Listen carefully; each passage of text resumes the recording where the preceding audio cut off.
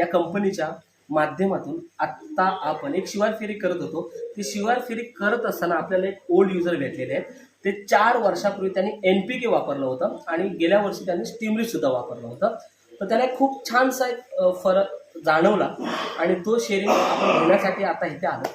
तर ती शेअरिंग आपण त्यांच्याकडे घेऊया. त्यापूर्वी त्यांची ओळख घेऊया आणि वापरल्याच्या त्यांनी कशा कशा वापरले, कुठल्या झाडांसाठी वापरले, काय फरक पडला ते समजून घेऊया. नमस्ते सर, तुमची पूर्ण ओळख सांगा.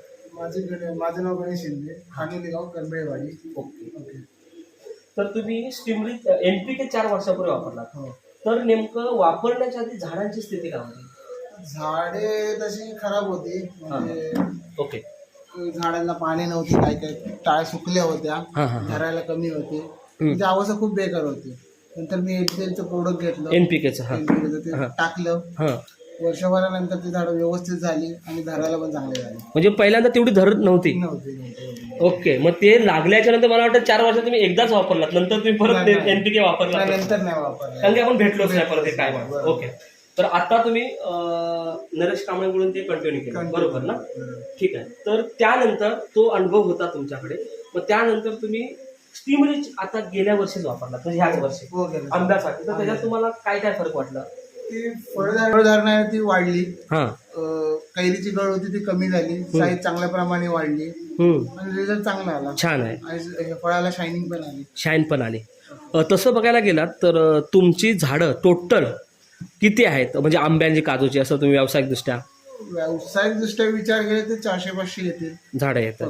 ओके. आणि ते सगळं तुम्ही पण लक्ष देता स्वतः? पप्पा तर आहेतच, पण तुम्ही आता त्याच्यात लक्ष देताय. ओके. तर हे प्रोडक्ट वापरून थोडंसं समाधान आहात ना तुम्ही? जे आपले बघतायत ना हे व्ह्युअर्स, त्यांना तुमचं काय मत आहे? म्हणजे त्यांनी पण NPK वापरावं, स्टीमर वापरावा, रिझल्ट घ्यावा, चांगला रिझल्ट आहे. ओके. आणखीन एक तुम्हाला विषय आहे की तुम्ही आपल्या बायोफिटच्या रेंजमधले आजूबाजूला कोण शेतकरी आहेत का, त्यांची कुठली शेती बघितल्यात का, तुम्हाला छान वाटले, कोणते रिझल्ट वगैरे, किंवा ऐकून आहात का?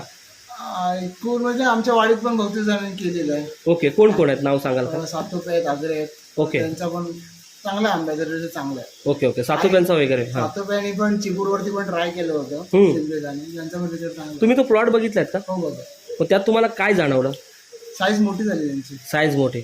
आणि आम्ही जेव्हा भेटलो होतो त्यांना ते बोलला दरवर्षीपेक्षा ह्या वर्षी मला A1 ग्रेड मिळाली. नाही, हो बरोबर, साईज मोठी झाली त्यांची. ओके. रिझल्ट चांगला आहे आणि रिप्लाय पण चांगला आला सगळ्याकडून. ओके.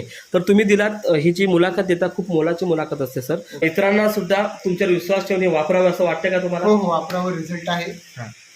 रिझल्ट घ्यायचा असेल तर तुम्ही पण स्वतः ट्राय करा, एकदा ट्राय करायला हरकत नाही. ओके. तुम्ही मुलाखत दिलात त्याबद्दल खूप खूप आभार. Thank you sir. थँक्यू.